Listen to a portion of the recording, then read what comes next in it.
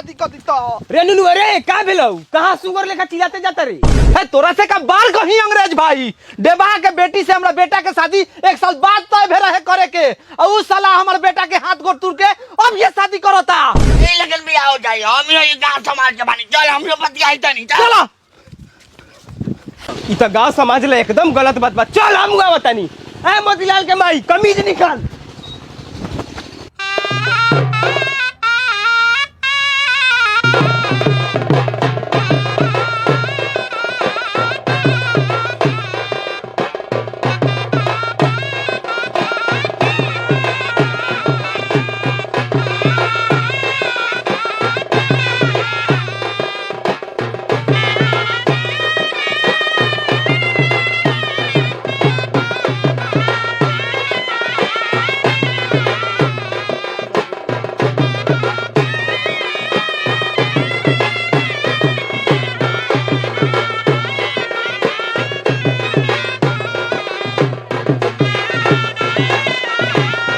अरे बाप रे बाप अरे यवा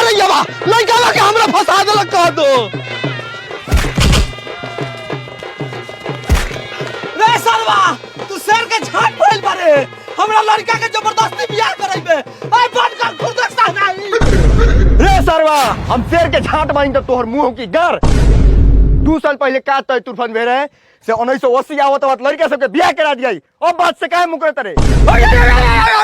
रे साला जइया तय तूफान भे रहे ओ दिन हम एक लवनी तारी पी के नीचा में रही और 2 साल से तोरा बेटी के लमाई बढ़त कहां बा होय नटरी पर हमर बेटा अटरी मारी क्या हमारे कहना मत छोड़ के मौत पर 4 लाख बेटी के नौकरी को आता अरे